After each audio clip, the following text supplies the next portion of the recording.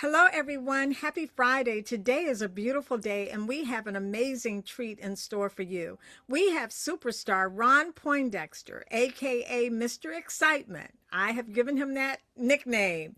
He is going to be providing his FSBO listing presentation inspired by Mike Ferry, and we have superstar Alan Smith, who will be the seller. So, superstar Ron Poindexter, why don't you go ahead and give us some information about yourself, and then superstar Alan Smith provide us with some information about yourself, and then we'll get started with today's presentation. All right. Well, everyone, my name is Ron Poindexter. I'm out of Nashville. I spent the last 30-something years in Albuquerque, but I moved out here about 4 years ago. I'm a Mike Ferry trained agent for about, from like 97 to 2009. And, I really like the Dot's presentation here. So that's why I'm here. I'm glad you invited me, Dot. And I've been dealing with Alan for a few years now, actually. So this will be a good presentation for us, I think. And how many years have you been in the business, Ron? 36 years. 36 years. 36 years, and Mike Ferry trained. This is going to be an awesome listing presentation, everyone, because both superstar Ron Poindexter and superstar Alan Smith, they are heavy hitters in the real estate industry. I consider them to be mega agents in the real estate industry. So this is going to be very, very exciting. You all have been asking for the FSBO listing presentation, and we are bringing it to you today. Thank you so much, superstar Ron Poindexter. Superstar Alan Smith. Yeah, I'm Alan Smith. I'm down here in Southwest Florida in the Fort Myers, Cape Coral to Naples area. Been in the business since 1985. I was a part of Mike Ferry's organization in the early 2000s up until the probably 2007 or 2008 when Mike pared down. Part of their top producer group that we used to meet. I think Ron was part of that group as well, and coached at the time by Jackie Kravitz while she was at the Mike Ferry's group. That's who I currently work with now is Jackie. So that's about it. What else you need to know?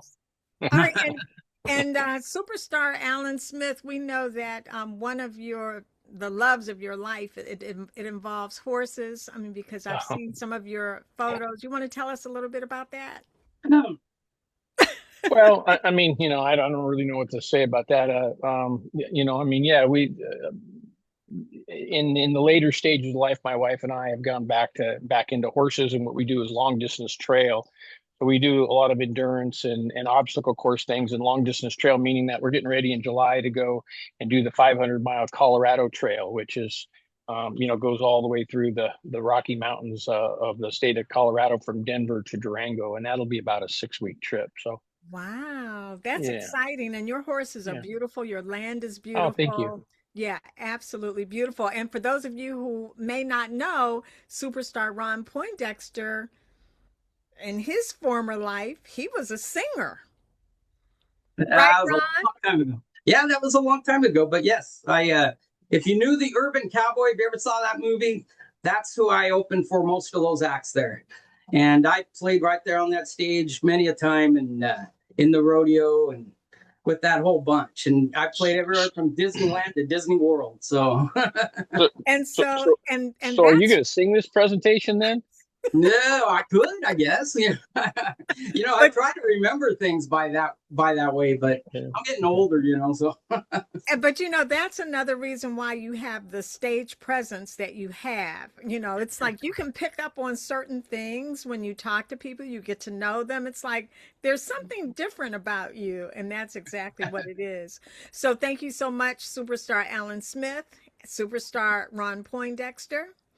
Take it away. All right, you got to hook them and cook them. That's what I tell people. All right, so what this is a for sale by owner. He's overpriced. He's wanting to move from Nashville down to Naples. So I got a great agent for him in Naples. Basically, he's got a job transfer, and but the big deal is, he's overpriced, and so I'm gonna have to get him realistic. Get him to live in reality. Okay, so we're at the door. I've already pre-qualified him. So knock knock. Hello. Hello, Alan. I'm Ron Poindexter. I'm Hey, glad. Ron. Nice to see you. Yeah, great. I'm glad to be here and talk to you about getting your house on the market and actually getting it sold. Do you mind if I come in? Oh no, here, come on in. And my wife's over here, and meet my wife right here, and help yourself. Would you like me to show you around? Now, before we begin, I just want you to know, Alan, that I'm 100% committed to getting you the highest sales price in the shortest amount of time with the least amount of headaches or problems. Now, is that what you want? Well, yeah, I need to get a certain amount of money to make our move. That's for sure. Right. So we need the highest amount of this house out of this house to make the move, correct? Well, yeah, I need to make a certain amount of money, whether or not it's the highest out of this house or not. But yeah, I mean, in order for us to buy down in Naples, which is higher than where we are here in Nashville, I have to get the most amount of money. Which, as we talked about on the phone, that's why, I was selling it myself. I've sold several homes by myself and been successful at it. But you were pretty convincing on the phone, so I thought have you come over and tell me what you do differently, or show me how you can help me out. Fantastic. Well, that's why I'm here. So before we go to the kitchen table, you understand to get you that, I have to be somewhat proactive and aggressive to bring those purchase contracts to you. Okay, so with the buyer, I'm going to be like a dog with a bone. I'm not going to let them go until they write us a contract. Okay, is that the kind of agent you want? Well, sure. Having an aggressive agent to get the job done is always important. But again, it comes back to the same old thing: is I have a certain amount of money that I have to get out of this thing. And by the way, what can you do that I can't do? Well, you're capable of doing everything that I do, except that I do it full time as a professional full time agent for the last 30 years. Okay, but let me give an example. Did I call you or did you call me yesterday? Well, of course, you called me. Exactly. That's what I do. I call people progressive. Proactively call people and get my foot in the door the next day. That's Mhm. what I. That's what I'm best at. Now, that's the kind of agent you want, correct? Oh yeah, I need an agent who's gonna get it sold, which brings me to the question: do you have a buyer for my house? Well, Because like I said on the phone on the house, Ron. Sorry about that. On the phone, Ron, I was happy to pay pay any agent for that matter 2%, to bring a buyer. I understand that agents have some buyers, and I figured that was the best way to do that, and I kind of factored that into my money. Alan, let's go on over to the kitchen table and we'll talk about all of this, okay? Okay, great. Okay, but you understand that's how I got in. That's what I do different than most agents because I Hmm. work the phones, I get in, and because of my activity, we're here today talking about getting your house on the market and actually selling it. Okay, so we're at the kitchen table. Okay, I sent over a listing package to you. Did you get a chance to read it? I did. I went through it, Ron. It was very nice. Thank you. Okay, fantastic. So I happen to have one with me. Let me go ahead and I want you to review 3 pages basically of that pre-listing package. And while I'm looking at your house through the eyes of a buyer, I'm going to walk through your Okay. house quickly with your permission and just take some notes like a buyer would. Okay, is Mhm. that okay with you? Oh, absolutely. Yeah. You sure you don't want me to show it to you myself? We'll do that after we sign the contracts. We'll do a thorough walkthrough. Okay. Okay, that works. Okay, great. Let's go ahead to the kitchen. We're at the kitchen table. So I'm gonna share some documents with you. Let's see if I can. Yeah, I've got them right here, Ron. Okay, well, I want on this particular one, I want to share it with you. Let's see.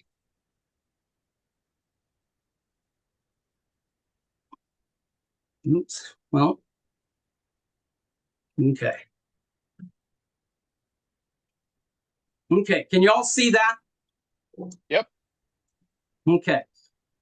So number one page is what I call my money page, Alan, and that is Hmm. your net sheet. That's what I Hmm. expect our sales price to be, and more importantly, you said you owed about 250,000 on this home. More Yep. importantly, the one in the circle is that's the amount that I expect you'll put in your pocket by the end of approximately 30 days. Okay, if you go with what I'm suggesting today.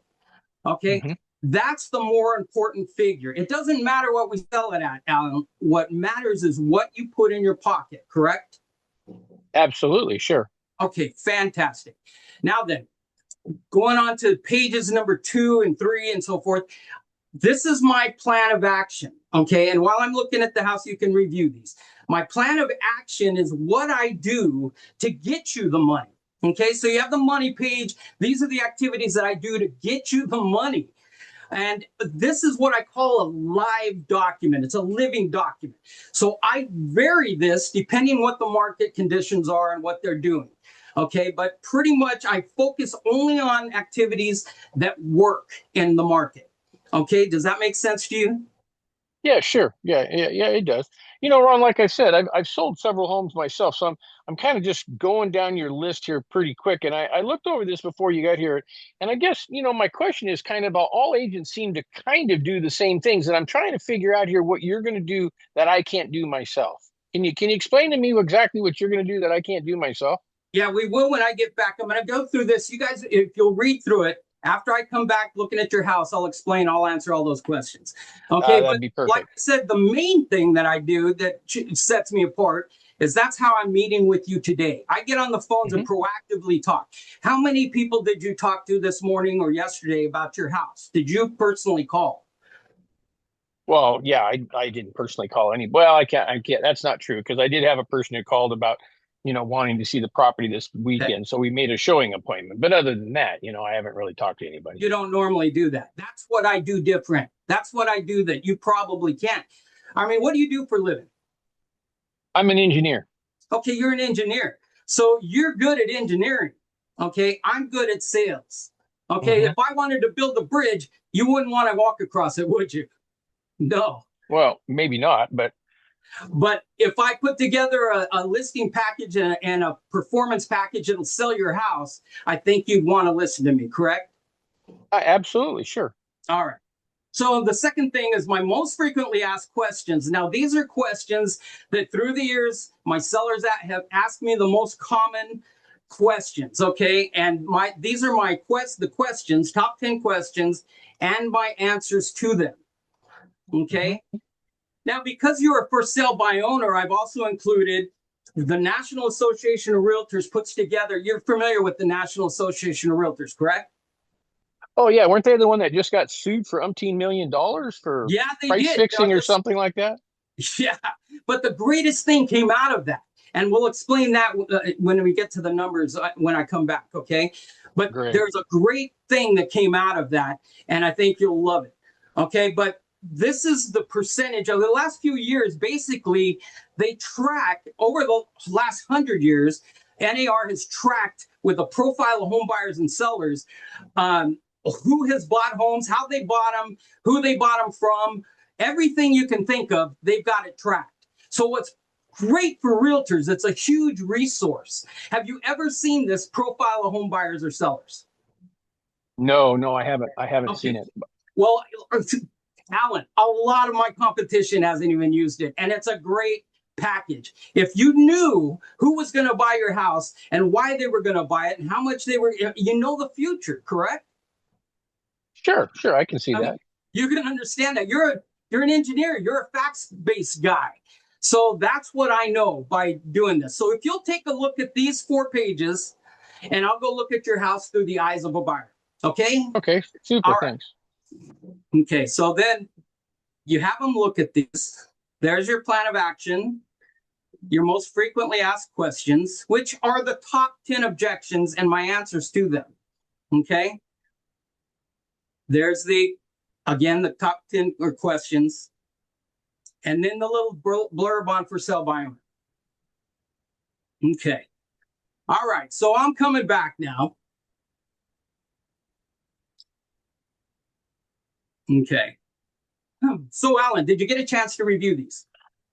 Well, yeah, I did. And I looked at it before you got here, Ron. Okay, fantastic. So now I have 3 real important questions that I have to ask you. Okay, number one is, do you absolutely have to sell your house to get to Naples, Florida? Well, yeah, we do, and we need to sell it. And the home that we're looking at down there, we've actually got a couple of them that we're looking at. I'm looking at having to net about 250, maybe 230 at the minimum out of this house so that we can get into that house. Okay, number two is, will you price your home to sell, or do you want to stay on the market a long, long time? Now you Well, told no, me yeah, you no, told me you absolutely. had to We get need to there. sell it. Yeah. Yeah, you had to get there by the end of August, is what you said, Yeah. for a Yep, job, correct? absolutely. Yep. Okay. Have to get So, there. And we need to sell this house in order to buy the other one. right.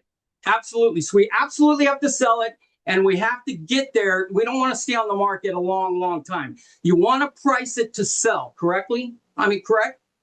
Well, sure, because we can't buy the other one until we sell this one. So we Right. do have to get this one sold first.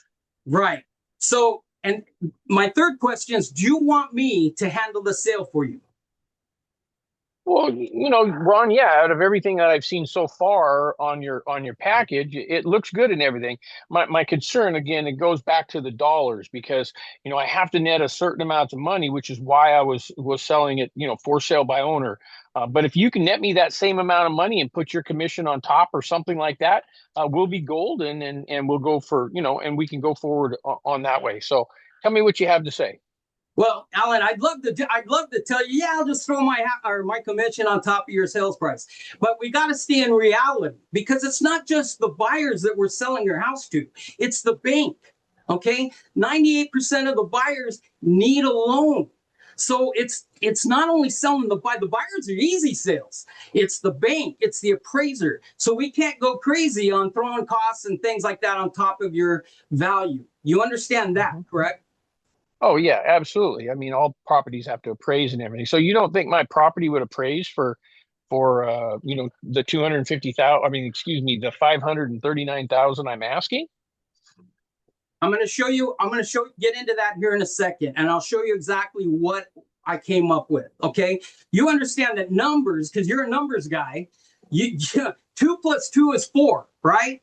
That Yeah, that absolutely. doesn't ever change. Okay, Hmm. numbers and your value of your home are based on what the market conditions are and what Hmm. the area is selling for.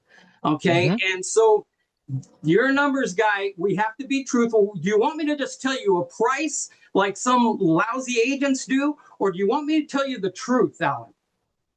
Well, no, I want you to tell me the truth. Absolutely. Okay, no matter how much it hurts, right? Yeah, sure. All Uh-huh. right. So what do you think my home is worth? I'm going to show you that in a second. So based on what you told me, let's quickly go over the questions one more time that you answered on the phone. Okay, you have to be in Naples, Florida. You have to get there by the end of August. So that leaves us, minus holidays and so weekends and so forth. We're looking at 100 days. Okay, you were on the market so far 90 days and you haven't sold it. Okay, Hmm. so Hmm. obviously you're loosening up. You're willing to listen to what I have to say, correct? Well, sure, absolutely. Yeah, that's why you're Okay, here, Ron. right. And to buy the home, which by the way, I know a great agent in Naples, Florida. So to buy the home out there, and we'll get him started after we sign the paperwork tonight. We'll get him working on it. But to buy that home, we have to get the money out of your home, correct? Yeah, absolutely. That's why I'm selling it because I can't carry the two mortgages. Okay. All right, Alan. Three things will happen here tonight then. Number one is you'll list your home with me. Okay, then that'd be great. Number two is you'll decide not to list with me because of something that you don't agree with. Or, Alan, number three is I'll decide I can't take the listing based on what you've told me. Now, any one of those is fine, is okay. All right, just so we know going forward. Okay, so let me go ahead. I'm going to bring up. We have a couple questions on this. Okay, the I found you off of Zillow. Okay, for sell by owners, they send me that every day. Okay, you are at on Zillow. You're at 2,283 square feet. Okay. Now then, when you bought the house, You must have, put some great stuff in the soil or something, because your house grew by 100 square feet, according to the MLS that when you bought the home. So if you notice here, it says 2155. Now you're at 2283. Do you know how that happened? No, I have no idea. It's probably just, typo and the stuff that goes on between the county assessors, then they're never accurate or correct. And Zillow, who knows? Right. And that's exactly, so that's why I'm leaning the most. And you're right. Here I pulled up your county records, and you're at 2054. Okay, Mm-hmm. on the Mm-hmm. tax. Now then, I can pretty much explain this away to buyers. Okay. But the one that's going to be more importantly looking at your square footage, which is the most weighted thing that appraisers look at, is that bank appraisal. Okay. So I've got to explain to him, we've got some varying figures. You have it on Zillow, 100 square feet more than when you bought it. The MLS was 2155. And of course, the county records they're off by another 100 square feet. But for grins, I'm going to go ahead. I feel let's call it in the middle and go with the house when you bought it and the realtors that measured it at that time. Okay. Mm-hmm. Sure. All right. Yeah, or we could just take an average of it and call it there. What is the cost per square foot that's going on right now in the marketplace? Well, that's what I'm going to show you. So that brings us to this next page. Can you see that? Mm-hmm. Sure. Okay, let me make it a little bigger here. I have it sitting right in front of me, Ron. Oh, yeah, that's right. You've got it. That's right. So, Alan, look, as you can see, we've got one active in your area. We've got two under contract. They're still showing, so they haven't even gotten through their inspections. And then we got, one that's under contract not showing. So you do have activity, and things are moving in your area. But really, we've only got two closed in this area too. So your price per square foot on your close. So we want to stay. There's two parts to a market analysis. One part is fantasy land. That's where for sale by owners and people list homes for. And then there's reality. And reality is what things go under contract and they actually close for. Does that make sense? Absolutely. Sure. Okay, so what we want to focus more tonight on is what actually is likely to happen, which is under contracts and closed sales. Okay. Sure. So that puts you at about, if you just go by your closed sales, at 218, and if you go by the active under contracts, you're at around the let's see, you're at 224 to 206. I've come up with an average of 223 on your property. Okay. Yeah. And that puts you, Alan, at 479.9 is what I'm going to round up to, so that we can create the activity and the buzz on your property, so I can get you to Naples in the time you want with the money you want. Okay. And at that should get you in your pocket about $200,000 cash after everybody gets paid. Okay, it's 199, 450, 200,000 rounded to. Does that make sense? Yeah, kind of, Ron. You kind of lost me at one spot here. I'm just trying to figure out. You're saying that the square footage, the way I looked at it there, the average square footage price, if you look at all the solds and pendings, is going to average out about 223 a square foot. And you're saying that. Okay, and you're saying that the home is 100 square foot less than what is showing as far as on the tax registers. Is that what I understand? Well, you've got three different. You've got what you posted in Zillow. I don't know who put it in Zillow, but Zillow put it in Zillow. That square footage is wrong. Okay, we're going to assume it's wrong. We're going to assume that the tax. We're going to assume that the tax assessors is wrong. So we're going to go with the section, okay, 2150. Right. Okay, and at 2150 square feet, at $223 a square foot, you're at 479.9 roundabout. Okay, I rounded up for marketing purposes, but anyway, so that's what I recommend. You price your home with me tonight at 479.9. Okay, and that will get you to Naples in the time you want it, with the money that you need to buy that house in Naples. And here's the great thing. My partner in Naples will, if we have to work on this end, I know we're coming down to what you thought, but that was in fantasy land. We never got an offer. You never got any sales under contract is what you told me on that. So we're at 90 days. We can't waste another 90 days, Alan. So we got to get you there. And then my partner in Florida is going to be helping you. And he'll know that we've come down, but you need the most out of it. You need to make that money work for you out in Florida. Okay. And after we sign the contracts, we'll contact him and tell him what's going on with all the numbers. Sound good? Well, Ron, can you just go over the comps here a little bit with me here? We're just looking and it just disappeared off my screen. So I don't have them in front of me, but can we go back to that last page that you just had up there? Well, I brought you up some more comps. I mean, these are the pictured comps. Right. Okay. Well, that's fine. That's fine. So in other words, we got comps here that are selling at homes that are like mine at 574, 560, and you got one here at 420.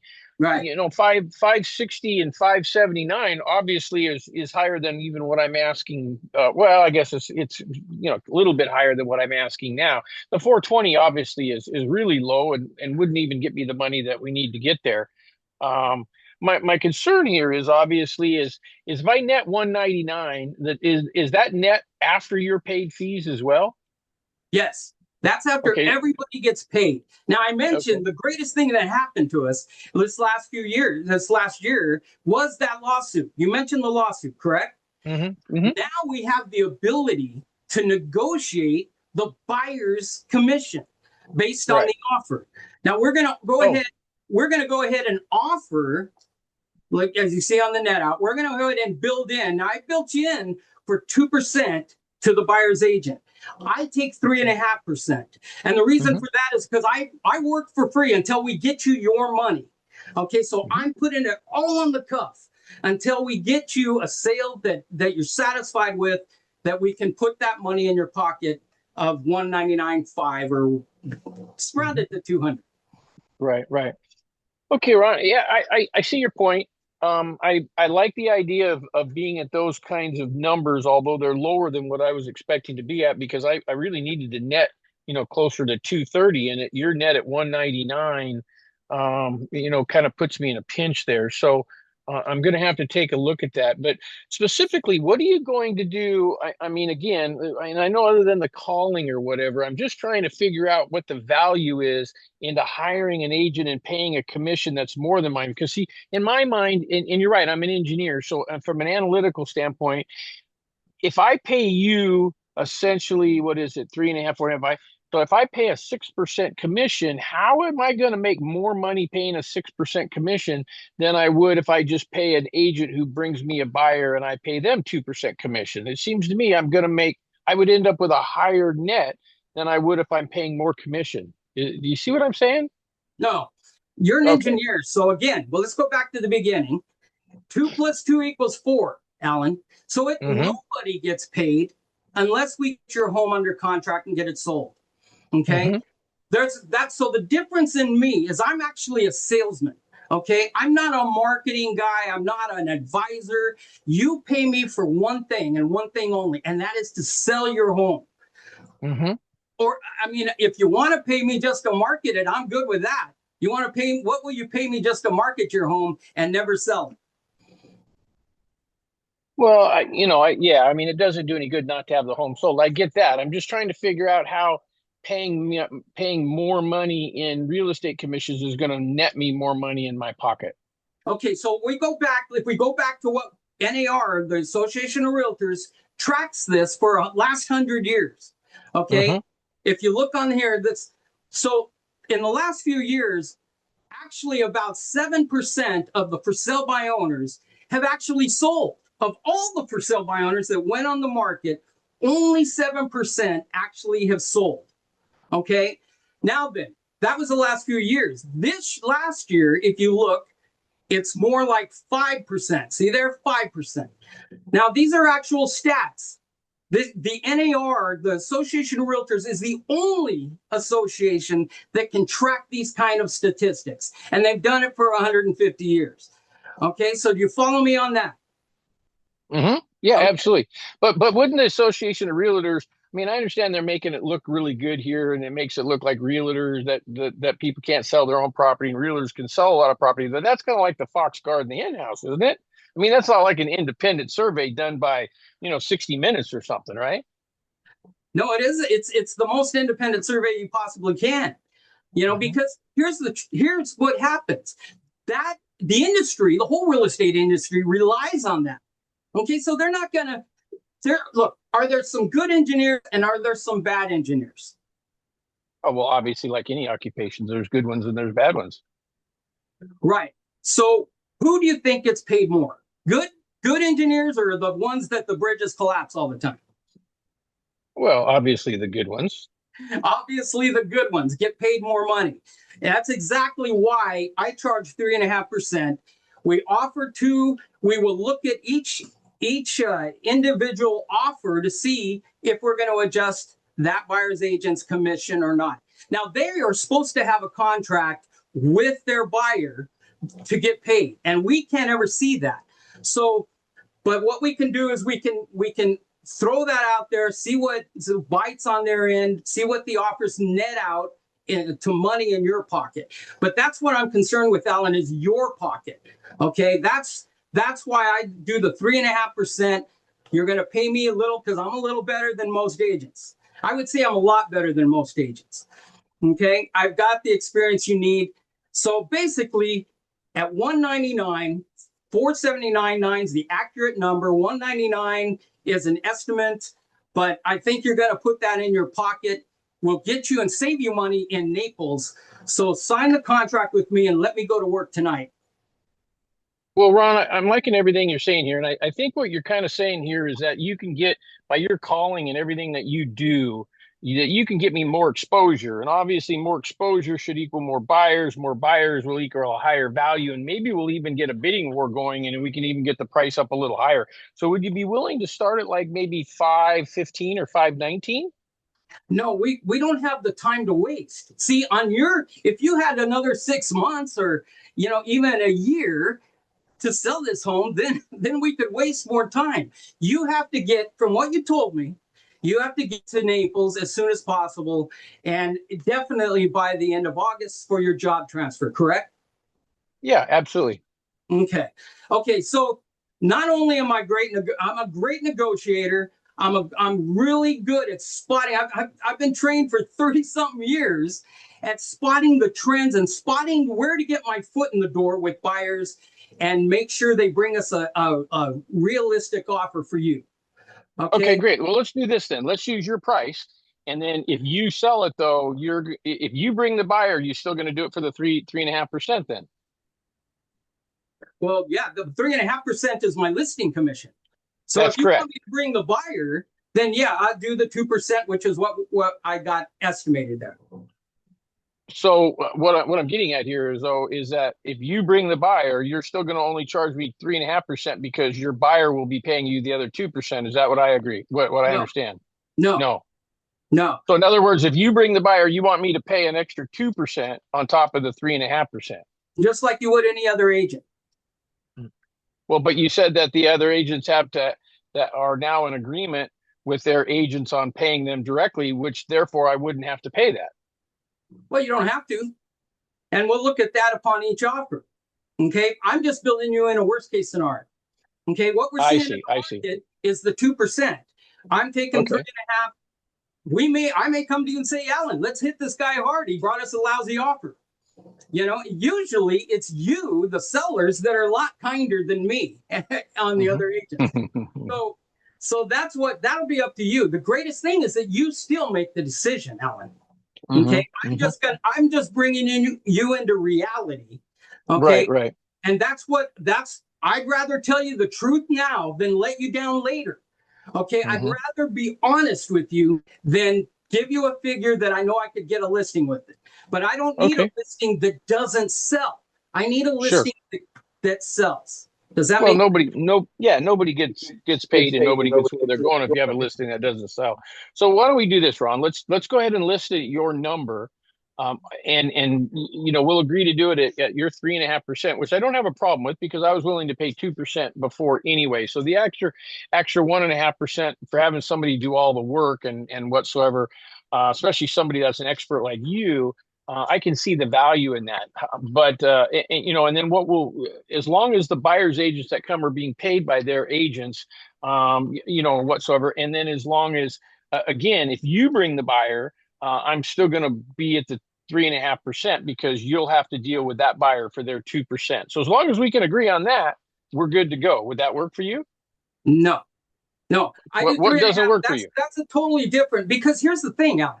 So you build a bridge, you get paid to build the bridge. Are you on the hook if that bridge crashes? Okay.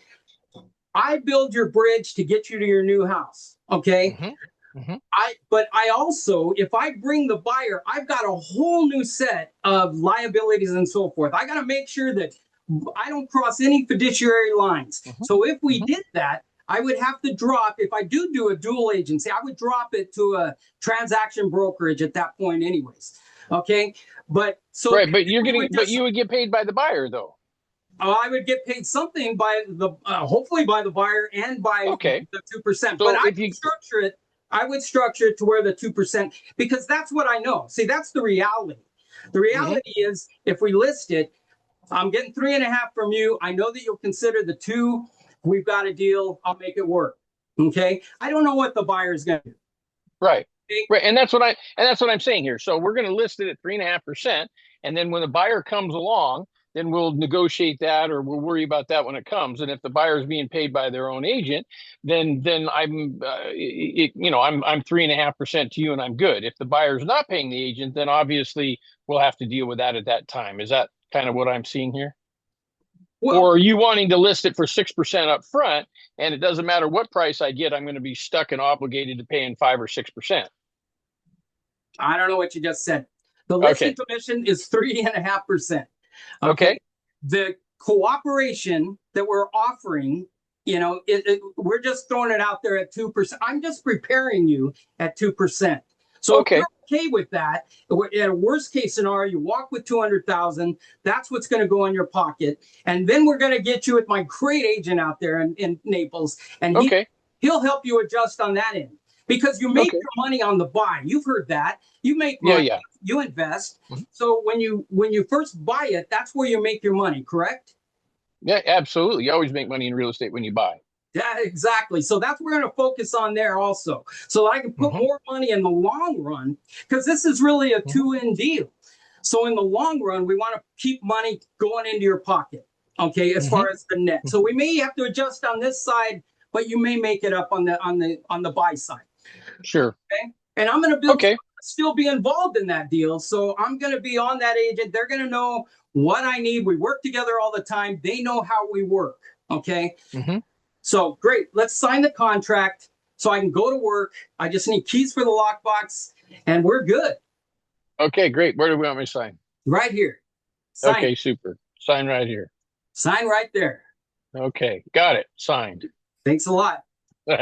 Wow, this was really exciting. I loved it. I can't wait to listen to all of the feedback, questions, and comments that everyone is going to have. So Superstar Alan Smith, how do you feel about Superstar Ron Poindexter's listing presentation today? I thought it was good. I think what I was trying to get Ron a little bit to come up with was what value he brings at somebody, because that's what usually for sale by owners are always trying to question. Why should I pay the extra money? Always willing to pay 2 or 3%. It's why should they pay the extra money? So what are you bringing to the table I can't bring myself? The second point was, did he answer your question satisfactorily? Yeah, Ron got on the phone call deal, and I think that could be expanded on a bit. But yeah, I mean, it was great when he asked me, well, how many phone calls did you make this morning for your listing? That proves a point, because it proves, well, I didn't do anything. I think I probably would have said, it just doesn't matter what I would have said, but I would have I think I would have gone a little bit more into, well, that's what all the other agents are going to do too, or something along those lines, and whatever. But that was the one point that I was trying to kind of get him to go to. The second thing was, I think I think I wrote it down here somewhere here. I wrote the more, the more people that I can, that I bring, more exposure equals more buyers. More buyers is a higher value, like an auction effect, kind of an idea on getting the price up there. I was So trying Alan, to. you're Yep. right. I should Well, have done this. hold up, Ron. Let him finish. Go Let him ahead. finish. Go ahead. That one, and I think that, and then I think and then the third point, which he did, he got there. He just did it a little bit different than I do, but we're all different, so it doesn't really matter. But I think that's what I was trying to hopefully hear in some way or shape or form. And then the third thing, when we were talking about pricing, and I wasn't quite understanding, was he trying to get me to list at 5% and be or 6%, whatever it was, 3.5 and 2, 3.5, 4.5, 5.5%, being obligated to that, or whether or not he was going to list at 3.5%, and then we would just see what came in from a buyer. I wasn't quite clear on that, and I guess what I was shooting for was the idea of 3.5%, and then obviously we'll worry about it when the buyer gets here. But I mean, so that's kind of where I was going with that.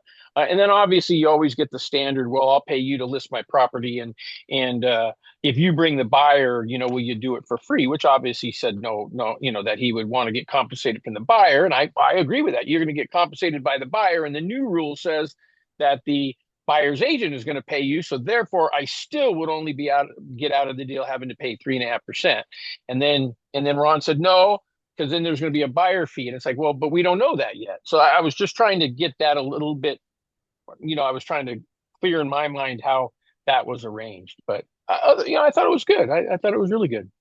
Okay, fantastic. Thank you so much, Superstar Alan Smith and Superstar Ron Poindexter. We know you want to hit all of those points. How do you feel about your listing presentation today? Well, I thought it was good. Alan was a little easier on me on that price because I was dropping $50,000. So, but here's the thing. Yes, normally with a for sale by owner, I'll do this. Okay, this is my market, guys. This is my market, Mr. FSBO. Hold your hands open like this, Alan, as far as you can. Okay. Now then, that's the market that I work with ready and willing and able buyers. Okay. Now put it together like this. That's your market. That's the market share you have as a for sale by owner. And by the way, Alan, this is also your marketing method. It's a hope and pray that somebody brings you an offer. That's the method. I don't do. So in other words, what you're saying is that if you were going fishing, you can catch more fish in the ocean than you will or a lake or the pond that I'm fishing in. Well, if you were, I'm a good fisherman. so yeah, I probably would. But yes, as opposed to a for sale by owner. Okay, we work with such a bigger market, and we're actively working with ready, willing, and able buyers. We don't work with looky-loos. You know who works with looky-loos? Well, for sale by owners do. There's one of the three people that show up to for sale by owners are investors, looky-loers, and people that don't have any credit. Absolutely. And that's why they do it. They get turned down by a realtor. I'm sorry, we can't help you. We've got you on a plan. In 6 months, we can look at it again. They go run into for sale by owners. For some reason, they think that they'll do it. And here's the thing, Alan, I can get you $539 for that house if you'll carry the note and give me terms. Okay. But if you want cashed out so you can go to Florida, you're not going to carry. See, I can get you $539 if you'll take $2,500 down, $1,000 a month for the next 50 years. Somebody will pay that, right? Terms, but you're not going to do that. So it's not terms. It's also condition. You rated it an 8 out of 10, normal for the average area, for the age of the area. But if you want to build another 1,000 square feet on that and to where it still appraises, then that condition that might get you, $539. But you're not going to do that either, are you? No, not at all. Okay, so that leaves us with your motivation, which we know is high. You got a high motivation. You got a job. So it's not the motivation. So that only leaves us with the price that causes the sale on your home. You follow me on that? Yep, I agree. Okay, so that's all we're talking is getting that price in to where it causes the sale. Hmm. Totally agree. Those are points I wanted to get in there, but I started concentrating. Well, I kind of threw some weird ones too. I mean, I was being purposely a bitch, but I was being I was kind of trying to be a little tricky, I wasn't. So Yeah, just no, because just you because were I easier knew. than I thought you were going to be harder on me on that. Uh, well, I didn't, the thing is, I didn't start my timer either, so I didn't know where we were in time. So I'm going, geez, should I keep this going, or because I could have kept it going, but I didn't know. I unfortunately I didn't set my timer, so I didn't know how much time you had here to I mess with set it. mine, and at 25 minutes, I started closing on you hard. Right, Sign the contract. Okay, if you're okay right, with that, sign the contract. Put me to work. right. So I don't know where Fantastic. if Dot had it. Yeah. Fantastic. All right. So does thank you so much, superstar Ron Poindexter. Does anyone else have any feedback, comments, or questions for superstar Ron Poindexter or superstar Alan Smith? Superstar Clay. Well, thanks you, Doc. Yeah, Mhm. I made a few notes here. I loved how Rod says, I will call. A lot of, I would even say he should have said, a lot of other realtors, they take the hopium drug, they list on the MLS, and they wait for their phone to call. I am more of a proactive agent, but you got that, with the arms wide and the other thing. I liked how you said you're good at engineering. I am good at sales. And I was, oh, that's so good. You have it on FSBO. I have it on MLS, which posts all over the website, which of course he did that, with the Y in the thing. And oh, usually I'm harder on the other agents than my sellers are. That's nice. That means that you're going to fight for him. Yes. That's kind of a nice thing. I like the term cooperation to other agents. Back to you, Dot. All right. Thank you so much, superstar Clay. Superstar Andrea Jackson. Hi, Ron. So I just have two things to say. Your energy alone for me would have got you the listing. The energy was fantastic and through the roof. So I really like that, and I like the boldness. The when you said like the gentleman just said before, the engine. Well, you're an engineer, and what do I do basically? So because a lot of times I know we go into these meetings and they start getting hard or appointments, and then you start tiptoeing around because you don't want to say it. So the boldness has to is shine right through. So I thought you did great. Thank you. Thank you. Yeah, Fantastic. Thank you so you, much, superstar Andrea Jackson. you have to ask, Alan will agree, you have to ask the hard questions. And once they get used to hearing the hard question, then it's not so hard. Once you get it out there, it's not that hard. Alan was okay with it. He saw the price, he was okay. I thought he'd hit me more on that coming down 50,000, but he's realistic. He's an engineer, he's a numbers guy. Mhm. He's also the guy that I would send the referral to in Naples. So I know that Alan will get a deal together if I put him with them. And we just make a phone call. I want you to introduce you to a great agent. And here's the deal, blah, blah, blah. And if you use that, even like I use this all the time, the espresso, the meetings that we have, the Zoom meetings, things that Alan says, that Tom says, that Dot says, that Jim says. I use all of that on presentations all the time. You know what? I'm on 3 or 4 times a week with the greatest agents all over from coast to coast. And so I know what's coming my way. I know what's happening on the East Coast. I know what's happening on the West Coast. So I know what's going to hit us here in Tennessee.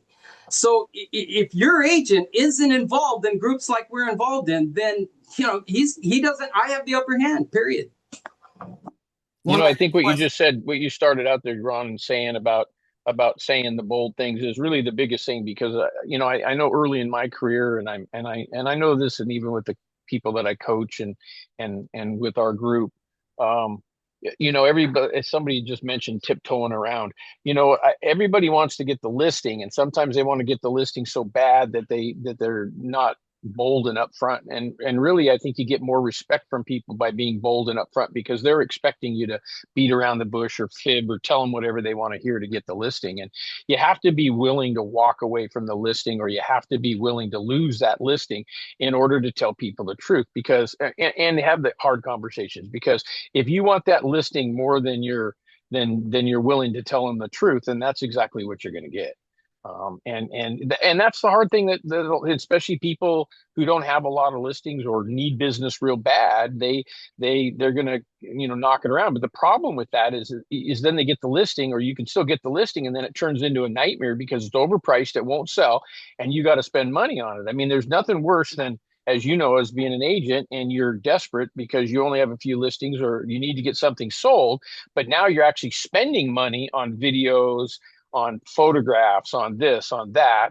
And then you have a seller that's upset because their business is all selling, all because you didn't give them the real hard truth. And that doesn't get you anywhere, but make your life miserable. And if you have 20 of those, as you know, I'm sure you've had 20 or 30 in the pot. And if you allow yourself to go that way, you can't sleep at night. You got people yelling and screaming and bitching and hanging up the phone on you, and they're mad and they want to cancel the listings, and on and on. And you can't go out and make money, which is what you need to do if you're not going to have those conversations. It's kind of, what do you call that when you do something and it actually turns out the other way? I don't remember what you say, but not having the tough conversations and willing to walk away or lose the listing causes you more problems in the end when you don't do it, because then you take a listing that's not sellable, and a not sellable listing is going to bite you every time.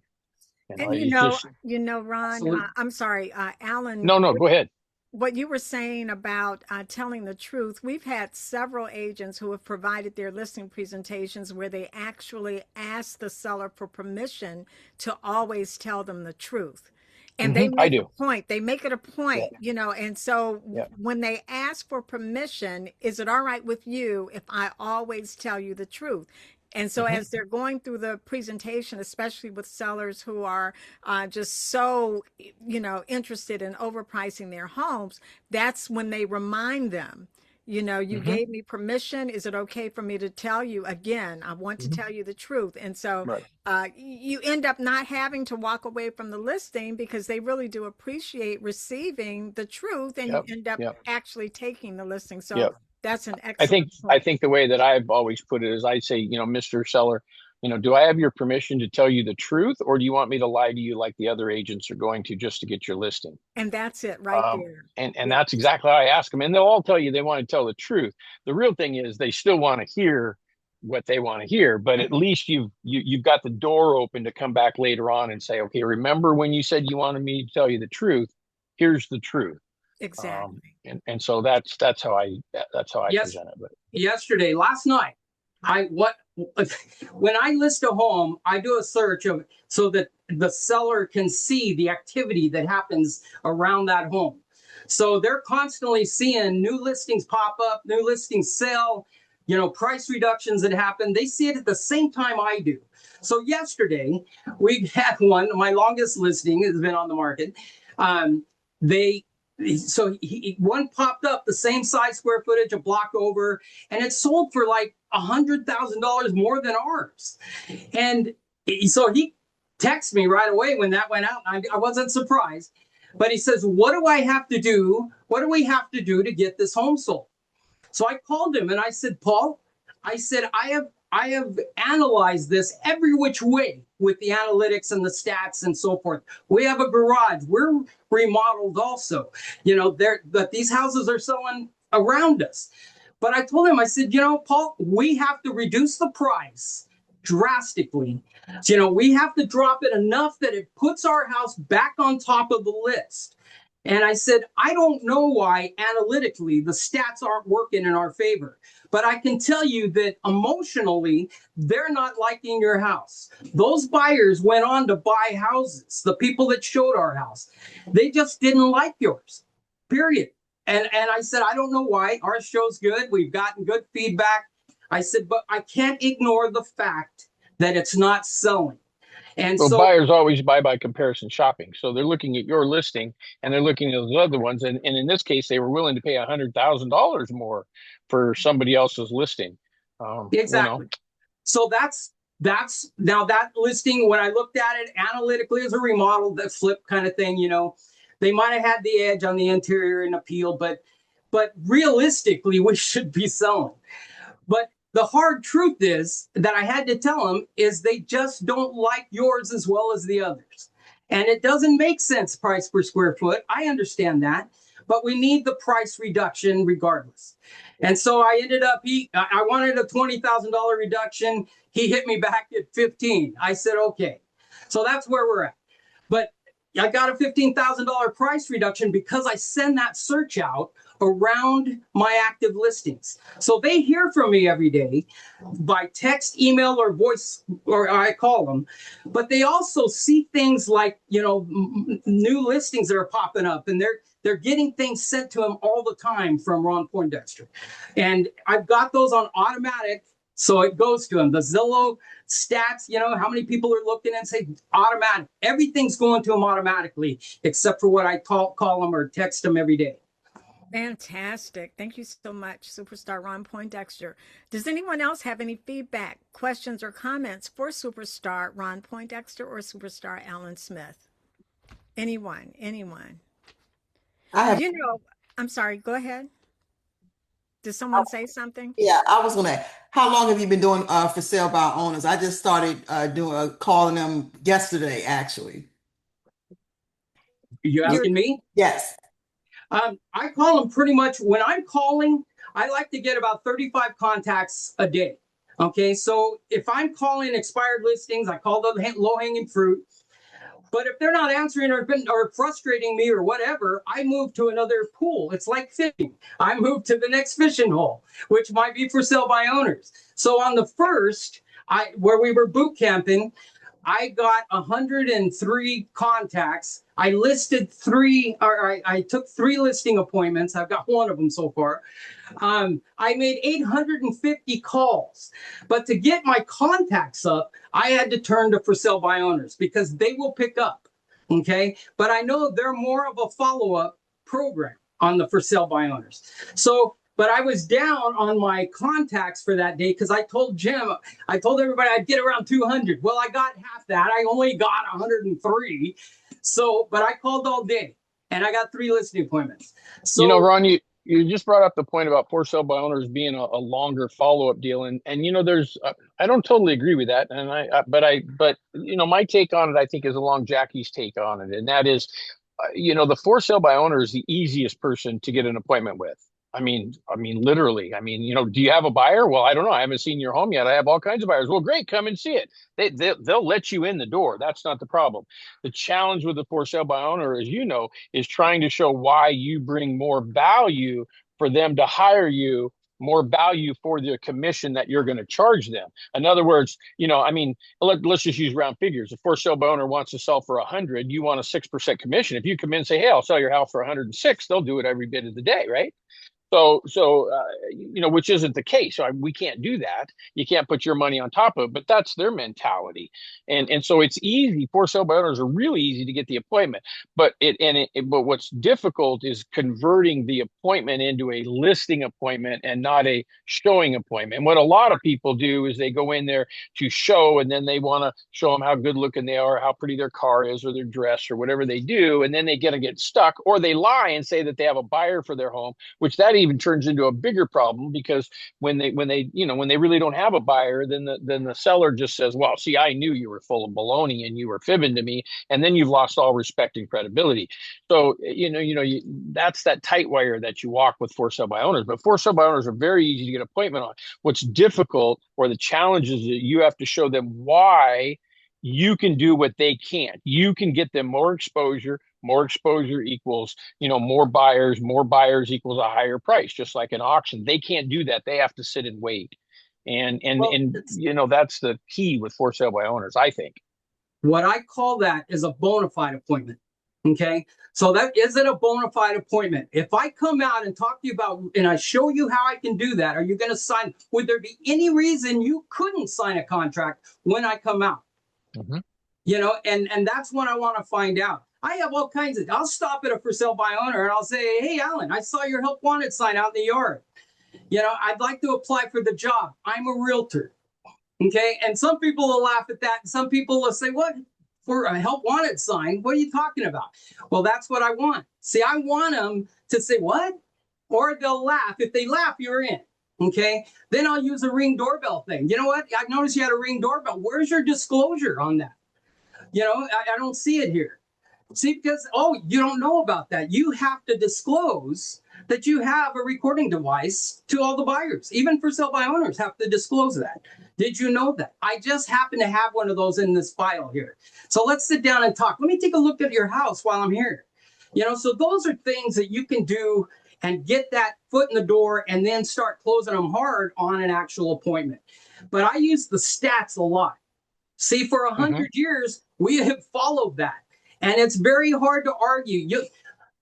I can show you stats that you will, even if you sell, you will save 6%. But what you're really doing is leaving 10% on the table because you don't have the market presence that I have. You don't have the ability to spot, hey, look, we can do this. We can do a 2-1 buy down and we can get that done. I know more ways to sell. Therefore, I sell more homes. Does that make sense? There you go. Yeah. Fantastic. Yeah, I do the same thing, Ron. I think I just say, hypothetically speaking, if there's a significant financial advantage for you, the best financial decision you can make to sell now, and there's a much better way to get your home sold in the next, say, 30 days, would you at least want to know about it? And they usually always say, yeah, or what can you say? And at least gets you in the door. Right. Fantastic. Exactly. Does anyone else have any feedback, questions, or comments for superstar Ron Poindexter or superstar Alan Smith? I have a quick one. I won't be long. So I'm excited. I have a for sale by owner Zoom appointment on Tuesday. She is an agent in a different state, so I kind of spun it that I would be boots on the ground because she knows what she needs to do. It's from an expired call that I did, and she decided the day I called her, just a few days after it expired, to sell it herself. And they live in a different state. So my question, though, and Ron, I might call you off the call, but my question now is I'm going to do what you're doing, calling the for sale by owners as well, because I'm only getting 2 or 3 a day in my area. So of expireds. So the question is, are you seeing that you get appointments for the new for sale by owners, or what's the time frame if you call that they've been on the market, say 2, 3, 4 weeks? What's the really good time? Well, they all have a time frame in which they're thinking they'll turn it over to an agent. If I try it for, I'll try it till for a month and then I'll turn it over to the agent. If they tell you that, cut that in half, because you can watch Facebook and just see in Marketplace how people get frustrated. Don't bother coming. Don't call me if you're not going to show up. They'll make comments all in there. What do you think the for sale by owner guy who takes off from work, goes home, cleans up the house, has his wife, kids clean it up, and then the guy doesn't show up. The buyer doesn't show up. So it doesn't take them long to say enough's enough. I'm turning this over to, realtors, So if you remember that just close it. If it's out of state, and I would say, is it vacant? Because a vacant home, if you're an out-of-state seller and you're trying to sell a vacant home and you're not having somebody go buy it all the time, you got the risk. You run the risk of squatters. You run the risk of all kinds of things. So nothing's worse than trying to get a squatter out of the home. So you don't even want to go there with that and tell them that. That's why you need to list with me. I'll protect you from that. Very good. And also, Gina, quite often when you think in terms of working with a FSBO, your follow-up is going to be very important because you actually have to date a FSBO. It's going to take a little bit of time. Good point. Yeah. And that was my question. If they're brand new to the market like she is it probable that they're going to go with an agent right off the bat, or do you give them 2-3 weeks? All depends. Yeah, It all it really depends. does. It all depends on how you You know, approach it. You know, when I hear right. that, I just say, well, I'll tell you what, let's just do the right thing. Whether or not you decide to list now, 2 weeks from now, or a month from now, let's Okay. get together today. I can show you what I do so differently that's going to put more money in your pocket and get your home sold quicker. Would you rather be sold in 30 days or just starting the process And then? she's an agent. She understands that. Yeah, And that doesn't mean much. but they were on the market. So Yeah, just I stress think, the urgency. Yeah. Stress the Yeah. urgency. Get the Good appointment. point. Get her to sign the listing Yeah. papers. And like Ron Yeah. said, if the property is vacant, she definitely wants to go ahead. well, and it's sign those short-term papers right rental. away. I have that whole thing to deal Okay. with on listings. It's Okay. just another conundrum. That's So Fantastic. Thank you so much, Superstar Gina. Superstar Ricardo Rios. Am I Hey, pronouncing Ron. your name correctly? Perfect. Thank you. Hey, Ricardo. So, Ron, just a quick question for you. On the system, you use RPR to go over comps with them, or do you Yeah, sometimes use IMAP? Or Usually, I just usually do a one-line, CMA with the MLS. But I knew Alan, and I knew he's an analytical, so I knew he was going to want to look at more than just the one line and start studying. But I try not to throw too much out to analyticals because the questions never stop coming. So at some point, you got to just make it real simple. So I believe the simpler, the better. And so normally I just use the front page of an RPR because their reports are long. yeah, And so I just use the normally the 5-star, and where it has a range. And then I come up with the price off my one line CMA. And if it's within that range, and specifically in the middle, I like to see it, then I'm good with it. If we have to go up a little bit, I'd probably take the listing, depending on the market. See, now the market, guys, I was going to tell you, the market, I had a conversation with somebody yesterday, and the market really doesn't matter to guys like me and Alan. Okay. So the market, if the market's turning, that just means I need to adjust here or there. Okay. There's always diapers, debt, divorce, diplomas. I call those the 7 Ds. You got diamonds, you got defaults, and you got de-relocation. I couldn't come up with a relocation D, so I call it de-relocation. But there's always items that are happening regardless of the market that I can go out and focus on and get business. Okay. Alan and I know that. Most agents are going to blame the market. Once they start blaming the market, especially if that's what they told their seller who's expired. So I'll say, oh my gosh, you're kidding. So the guy that couldn't sell it blamed the market. See, he didn't have the strength to stand up to you, Mr. Seller, and tell you the truth. I have that strength. And that's why I'm going to tell you this price or whatever. So just remember, the markets really don't matter. It's, in fact, the harder the market, the more money Alan and I are going to make. There's no plan. Last year was 2007. Yeah, So, mine was too. Fantastic. And so this listing presentation was awesome in so many different ways. Ron, you came in, looking like a sharp millionaire real estate agent. Alan, he came in being a very knowledgeable FSBO.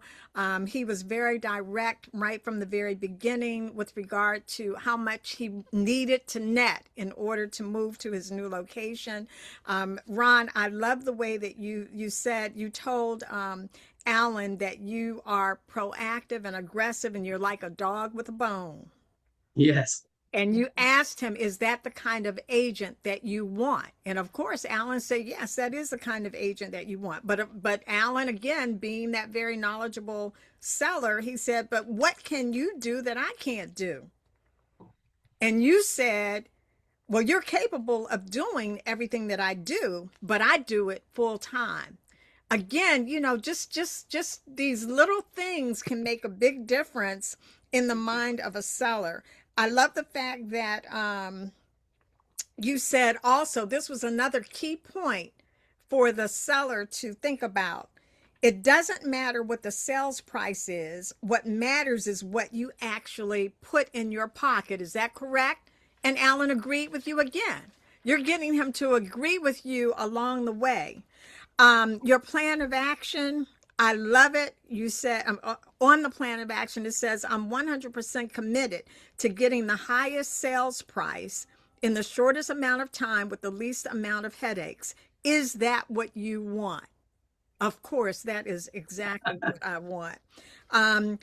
I also love this. You said, you have a listing package and a performance package. Now, you didn't get into the performance package information, but you said I have a listing package and a performance package to sell your house. Yes. Now, do you have that? Is that performance package also included in your pre-listing package? Or did you just throw that in there? Okay. Okay. I just say things like that. I love it. I love it. But I mean, just the sound of it. Again, these little things.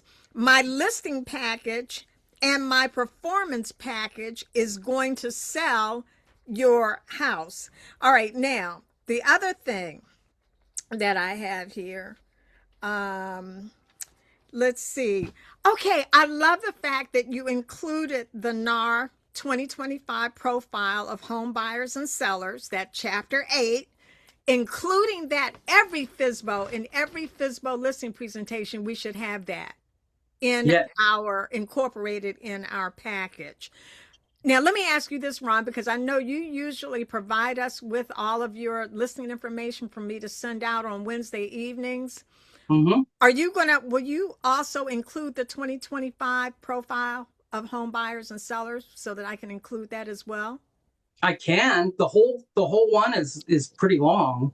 And I know it, and it's not free. That's the other thing. Well, yeah, it is. It's free on the internet. Yeah, it's on the internet free. The 2025? Yeah, yep. I know that now some of usually because they haven't done the 2026, or have they done the 2026? I don't know. Let me look and I'll tell you what I got. Well, keep talking. I'll tell you what I got. If you go to NAR right now and download it, I just did it. Yeah, it's free. You just For have the to be registered. Yeah, you just have to be registered, and it's free. Okay, fantastic. Now, this is another thing. You suggested the price of $479.9. Why not $480? Now, I'm asking because pricing it at $479.9, anyone who's looking for a house priced between $480 and $500, they're going to miss your property. So why would you price it at $479.9 rather than $480? Sounds better. It's like a 19. Well, not only that, but people go up to the rounded numbers. So when people are searching, especially like I do that a lot. Like if somebody's at 459, I'll always get them to go to 449 because people will search from 425 to 450, or they usually go in 25s, 450 to 475, 475 to 500. So I try to stay under those numbers. And if I'm within 10 of the lower one, I always talk to the buyer or seller about going down and going underneath the next one so they don't miss out on those searches. So you don't feel that you as a seller that you would miss out pricing it at the $479.9? Well, I mean, it goes back, as a seller, I guess you got to go by feeling them out what they do. But there's the same token, if you're opening up the market, because you're going to get more buyers to look at your place. And I mean, that's the job of us as an agent, right? Our job as an agent is to get as many buyers to see that home as possible. The job of the seller is to price the home so that it'll sell, because we don't have control over where somebody prices. We can suggest that's our job, but we don't have any control over that. And so our job is to get as many eyeballs, at least that's what I say, listen, my job is to get as many people to see your property, as many buyers and as many agents who are working with buyers to see your property as possible. Your job, Mr. Seller, is to price your home at a price point that's going to cause it to be the next one to be sold. And in our market anyway, the only homes that are selling are the number one or number two priced homes or valued homes in any particular category. Okay, and in this scenario, Ron recommended the price of 479.9 and you agreed to it. So, if an agent or buyers, if they're looking for properties priced at 480 and above, they're going to miss your house, which is priced at 479.9. Now, the other thing, when you all got to the information about Ron being compensated 3.5% for the listing side. And then if Ron brings the buyer, this is where you all had a slight disconnect. And I could tell that Ron was getting a little frustrated because he was like, well, then, no, we're not on the same page with this, because it definitely sounded like you, Alan, you were not going to be willing to pay him the extra 2% on top of his 3.5%, with him bringing the buyer on. So I don't know, if you all resolved that. I don't believe you actually resolved it. Or how would you handle that, Ron, if you have a seller who is basically telling you, well, no, I'm willing to pay you the 3.5% for the list side, but I'm definitely not going to pay you 2% if you bring a buyer. I'm not going to pay you the 2%. Well, I would say let's base it upon each offer. That's basically what I tell them. Look, I'm building you in that pad. I build in $1,000 just in miscellaneous fees too, when I do a net out normally. But they're two different transactions. One, I'm their listing agent, and I'm taking the 3.5 because I'm carrying more of the burden. I mean, let's face it, a buyer's agent really, here's the kitchen, here's the living room. You don't like this house, let's go to the next one. If some buyer's agents are very skilled at closing and finding them what they want, but for the most part, most of them are showing agents. They're just taxi cab guys until the buyer says, hey, I like this one, let's make an offer. And then at that point, some agents will say, well, I have 4 more others to show you. Let me show you those instead of closing it. So, with me, I consider that another transaction. If I do it myself and I'm committing you to the 2, I'll take the 2 on the buy and do both ends. That's not a big deal. Okay, fantastic. And Felix, yes, your point, Felix, is the same point that I was making as well. We're on the same page with that. Does anyone else have any feedback, questions, or comments for Superstar Ron Poindexter or Superstar Alan Smith? The bracketing thing, guys, I use that in price reductions more than anything. So to get us into a new bracket, let's drop it down, one bracket so that it pops up back on top of the list. I did it the other day with the one I put under contract that I got the price reduction on the boot camp. So I told them, look, let's drop it down to the next bracket to 409.9. And that should pop us up on the list as a fresh listing. And it did. The minute I did it, Zillow sent out a thing to me and the agent. I said, see, and the seller. I said, see, the minute I dropped that, we went back and we were on the top on that Zillow stuff. So fantastic. Yeah, I had one that went 409 last week. The price reduction would have been 409 that they agreed to. And then I pushed for 399 to get so that we got, the people that were just looking up to 400, and it sold in less than a week for 407. The offer came in 385, but then, we ended up at 407. So Right. I think, when you're looking at price reductions, the bracketing seems to be, more important than initially. But as a buyer's agent, I don't know about you, Dot, but when you're working with buyers and you search, everybody goes more than what they can afford. So do you usually go by 25, right? You go up to 425 or up to 4, say you're looking in the low 400s. Wouldn't you search 4 to 450? You wouldn't search 4 to 449. So you and I, we all know that we can negotiate. So, so go a little above. Yeah. Don't stay within the bracket. Yeah. Well, in our market, what we got is I've got 2 buyers right now that are literally looking at $600,000 to $650,000 homes. I want to hear what Dot thinks, because I'm in New York and I wouldn't do that as an agent. I'm going to do according to, certain. So what do you think, Dot? Well, you said you wouldn't do what? Yeah, I wouldn't go over a certain bracket. You know what I mean? Like if exactly what they just said. So if like right now I'm working with a buyer and I don't want to work with buyers. I Mhm. really don't. But I have a couple and so they have a certain amount. I don't want to go, and in New York, everything is selling for above, or it's like a seller's, it's like a medium here, sellers and buyers, whatever. But I'm like, no, I don't want to show my clients homes that are above what they can afford or their pre-approval or, so what would you do?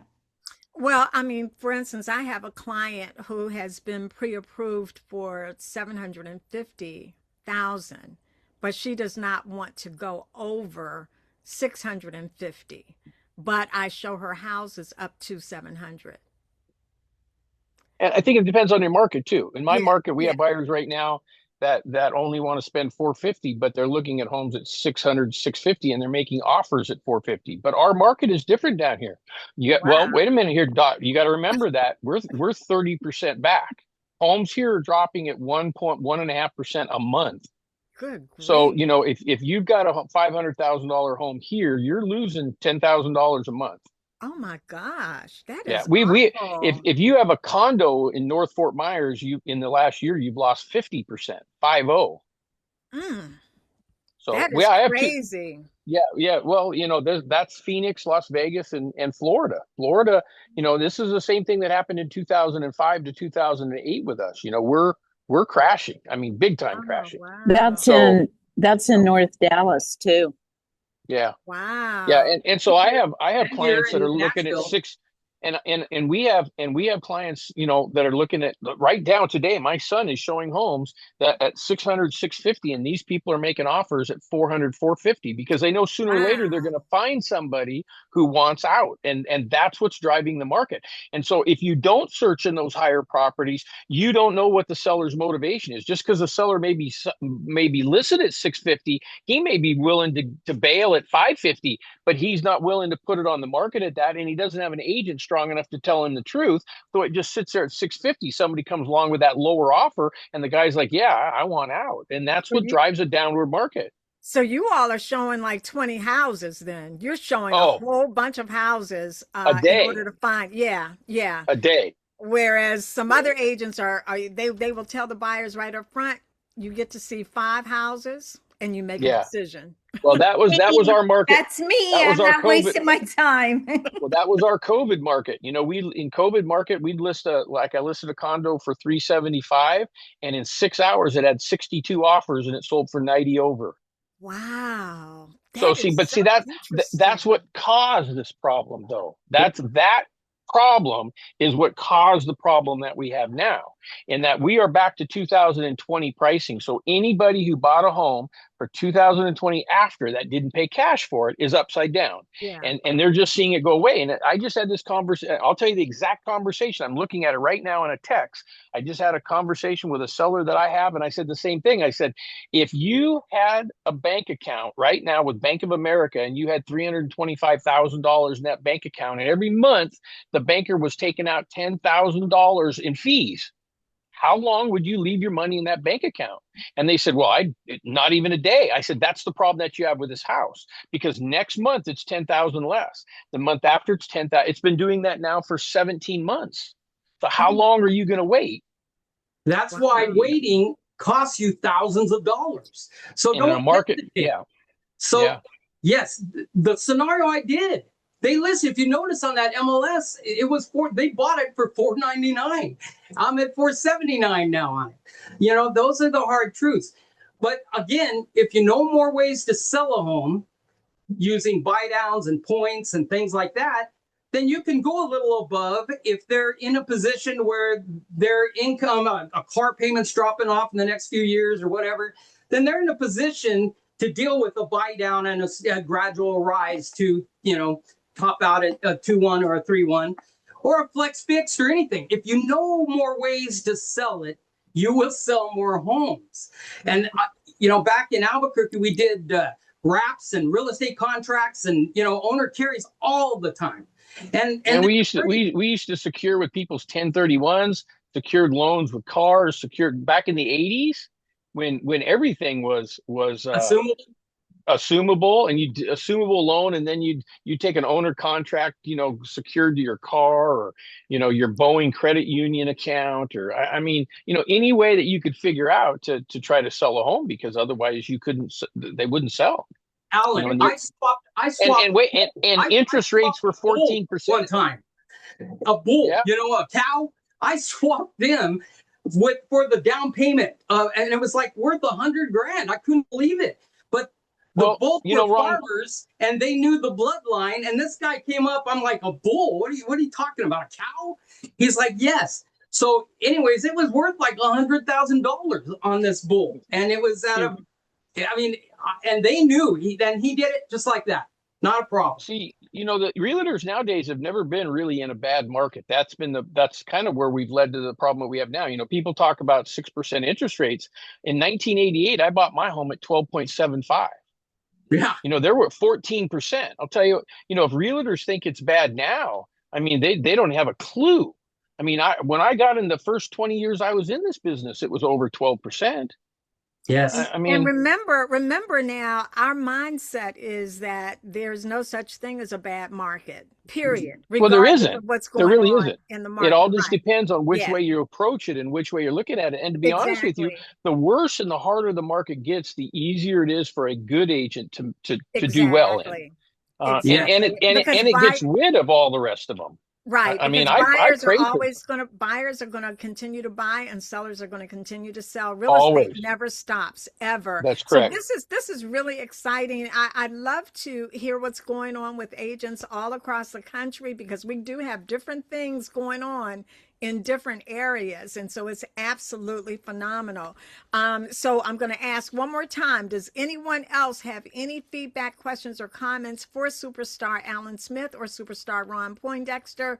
And also, this is really exciting because Superstar Alan Smith just sent me the 2025 profile of home buyers and sellers. So I will send that out to you all. For those of you who are on the email list, you will receive a copy of that document when I send out the recording next Wednesday evening. So you will receive that. All right. So does anyone else have anything? All right. So we do want to thank Superstar Ron Poindexter, aka Mr. Excitement, and Superstar Alan Smith for a phenomenal listing presentation, because again, they have given us these wonderful tools to put inside of our real estate toolbox. And next Friday, everyone, Superstar Chris Davis will be providing his circle prospecting listing presentation inspired by Brandon Morenin and Jeff Glover, and Superstar Lavette Bell will be the seller. That's here next Friday at 1 p.m. And Superstar Chris Davis, he brings it. His listing presentations are absolutely awesome. So you definitely want to be here next Friday at 1 p.m. And so Monday is Memorial Day. So you all have a wonderful holiday weekend. And on the count of three, let's everyone unmute. And on the count of three, we'll say, take those listings. 1, 2, 3. Take those listings. Take those listings, everybody. Thank you, Alan. Thank you, Dot. Hey, buddy. See you later, Ron. And Ron, you're gonna send your documents to me, right? Yeah, I'll send all those to you too. Okay, awesome. So you all will get those documents next Wednesday evening as well. Thank you, guys. Love you all. Right. Thank you. Thanks. Thank you. Thanks, Ronaldo. You got us. You made this happen. He sure did. Ronaldo made this happen. He wanted a listing presentation, but other people had asked also. But Ronaldo, he was like, "Look, we need to have this. Have this happen." Ronaldo made it happen. That was fun. Thank you. It was a lot of fun. It was. Yeah. This was great. It was absolutely wonderful. Thank you, guys. Thank you, Dot. Thank you, Dot. Dot, you're the best. Listen to all. Oh, thank you. Goodbye. Thank you, Jesse. Goodbye. All right. Bye-bye. Bye.